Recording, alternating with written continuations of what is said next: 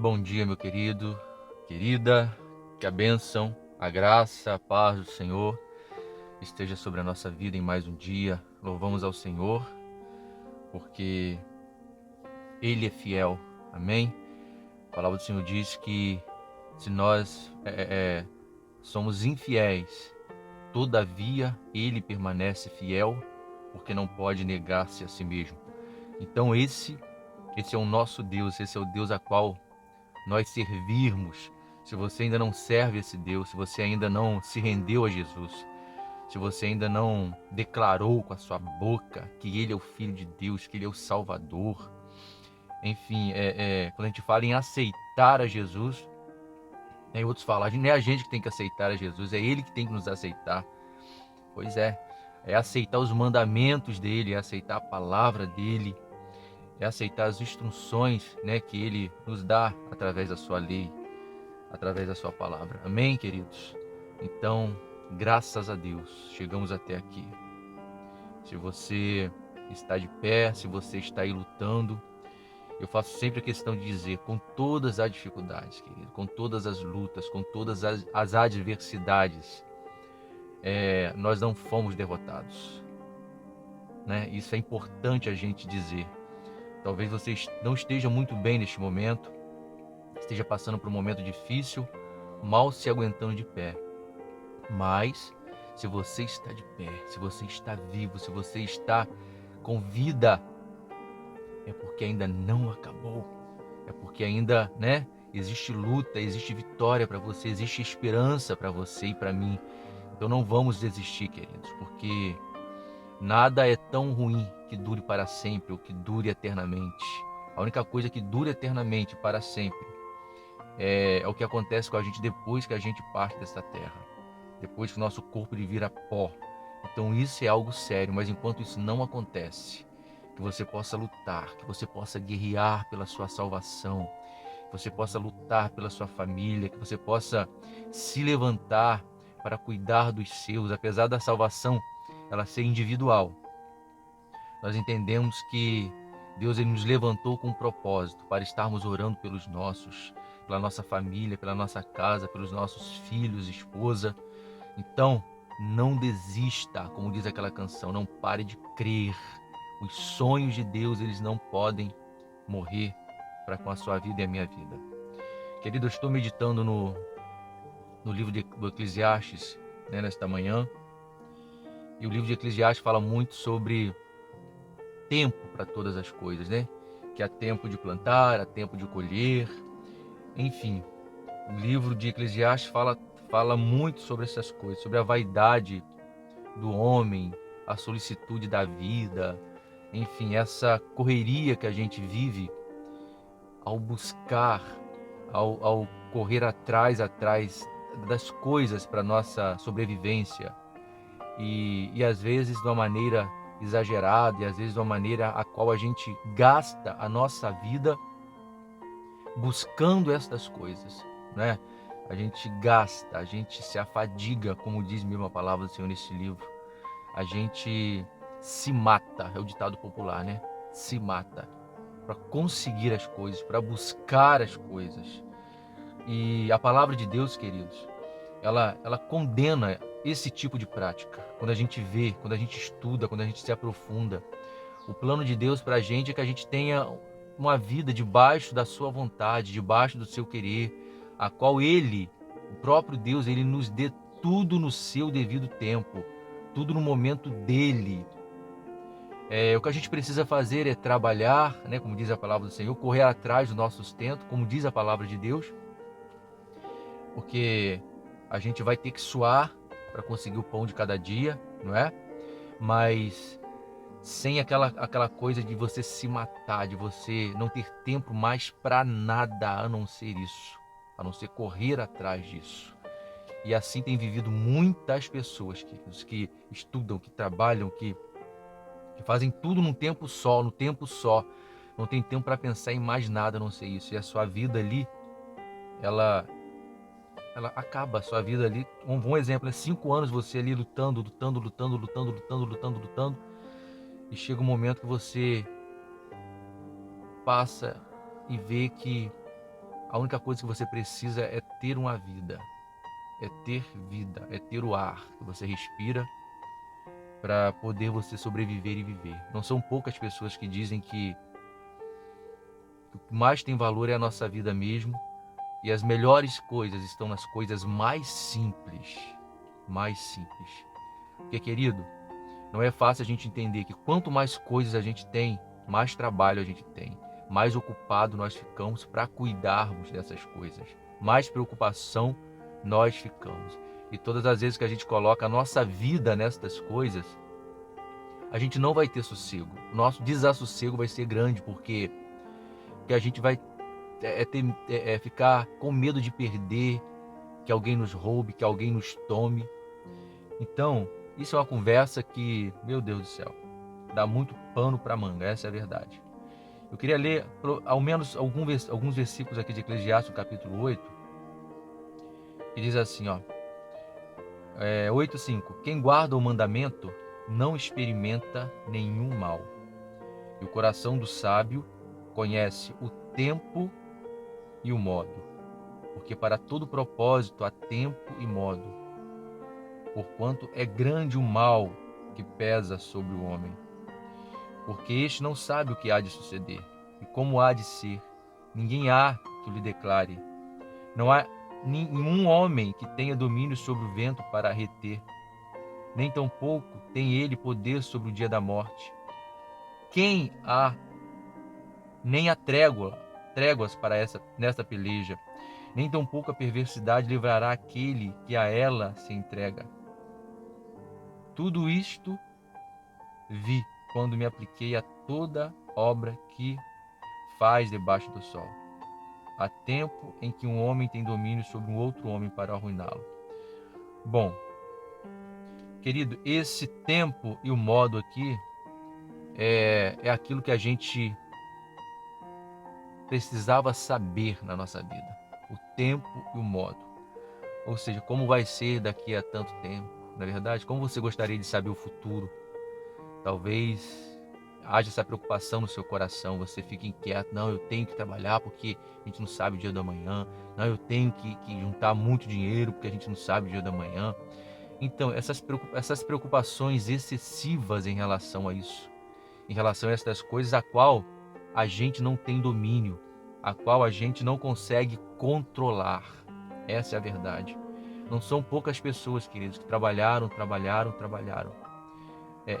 E quando eram para se aposentar, elas morreram. Muitas pessoas que nem no primeiro mês da sua aposentadoria, ou receberam o primeiro mês e já faleceram. Fizeram algo privada, né? Essa aposentadoria privada. Enfim, pessoas preocupadas com o futuro. Não estou dizendo que isso seja proibido, que isso seja contra a palavra de Deus, não é isso. Mas eu falo em relação a você tratar estas coisas como primazia, sabe? Excessiva demais na sua vida.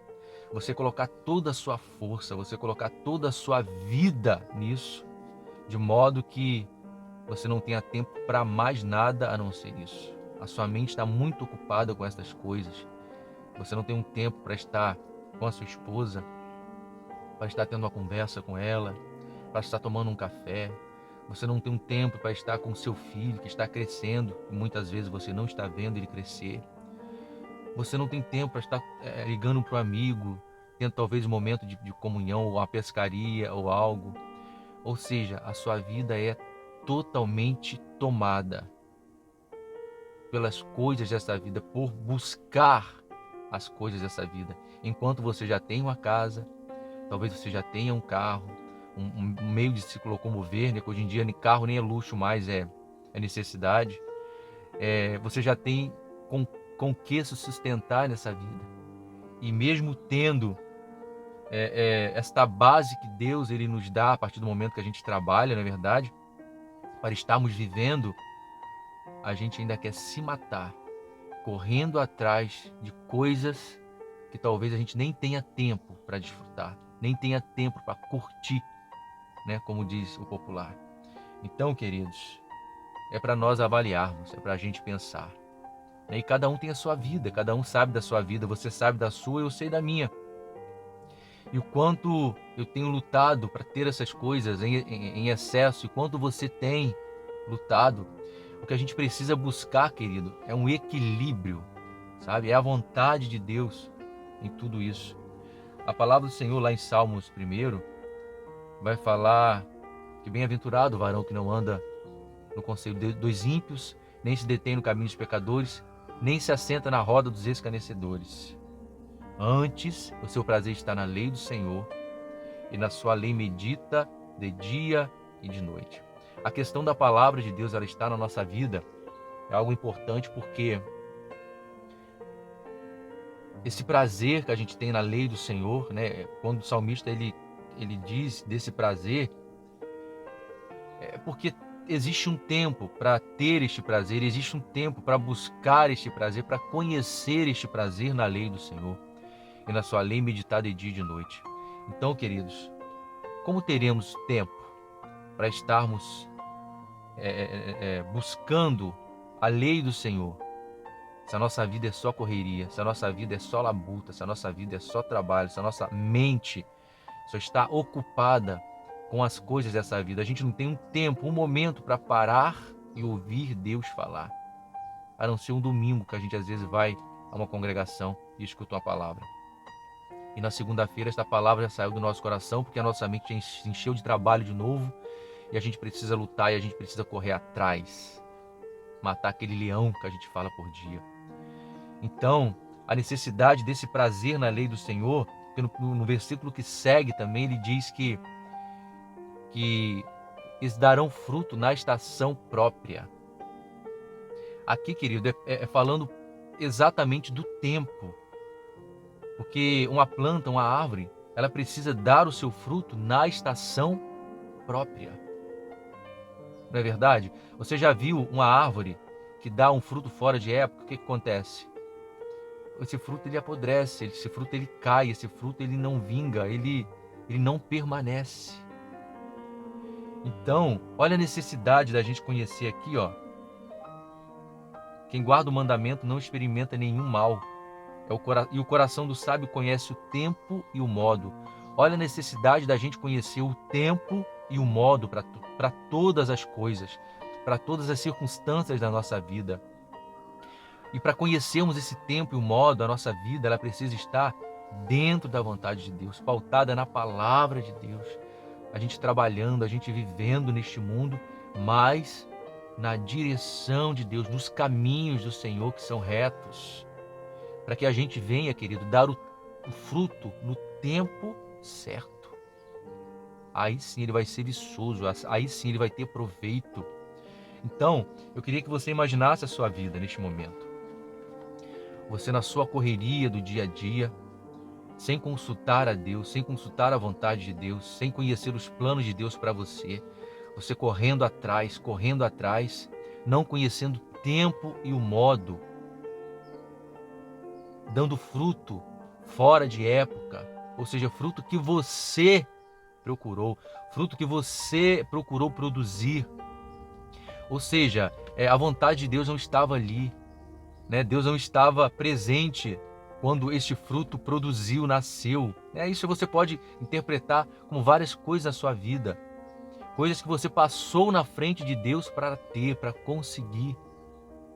E quando você for participar, quando você for comer desse fruto, ele não vai estar bom, ele vai estar estragado, ele vai estar contaminado, né? Ele não vai estar doce. Você já experimentou um fruto fora de época, como que é? Né? É uma coisa esquisita, não é doce e nem é azeda, é um troço esquisito, que não faz bem para a nossa vida. Então, querido, nada melhor do que termos esse prazer na lei do Senhor, meditar nela de dia e de noite, colocarmos a nossa vida na direção de Deus e orar para que Ele coloque em nossas mãos, entregue em nossas mãos tudo no seu devido tempo. Com isso a gente não vai estar ansioso, com isso a gente não vai estar afadigado, querendo as coisas fora do tempo, fora da época, fora da vontade de Deus, e com certeza nós vamos desfrutar de uma vida melhor na presença de Deus, tendo um tempo para as coisas que realmente importam na nossa vida, que é a nossa vida familiar, que é a nossa vida conjugal, que é a nossa vida com os nossos filhos, com os nossos amigos, com a nossa família. Tendo a vida, querido, segundo a vontade de Deus, segundo os planos de Deus para nós, onde teremos tempo de ouvirmos a Deus. A nossa mente ela vai estar cheia de Deus, cheia da vontade de Deus, cheia dos planos de Deus, cheia dos sonhos de Deus. A gente sempre vai esbarrar, querido, né, nesses versículos, onde a palavra de Deus ela fala que a gente deve buscar primeiro o seu reino e as outras coisas Ele acrescentará. Ele vai colocar em nossas mãos. Então, pense um pouquinho, será que a sua vida, será que a minha vida, vamos pensar juntos, ela está equilibrada, ela está no centro da vontade de Deus? Está uma vida equilibrada? Uma vida a qual tudo tem chegado às nossas mãos no tempo certo? Porque há tempo para todas as coisas, como a gente leu aqui, né? Essa palavra que fala sobre o tempo, ela está em Eclesiastes capítulo 3, que fala sobre tempo para tudo. Tudo tem seu tempo determinado. E há tempo para todo propósito debaixo do céu. Tempo de nascer, tempo de morrer, enfim, aqui vai falando, é bem longa essa palavra. Tempo de amar e tempo de aborrecer, tempo de guerra, tempo de paz. Então, está aqui o tempo para tudo e você sabe que a vida é assim.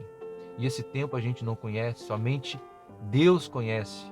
Ou podemos participar desse tempo, dessas épocas, mas na presença de Deus, porque somente aquele que teme ao Senhor, aqui ó, somente aquele que guarda o mandamento, o mandamento é a palavra de Deus, ele pode experimentar o tempo e o modo, ele vai saber o tempo e o modo, ele não experimenta nenhum mal, porque ele é sábio, o coração dele ele é sábio.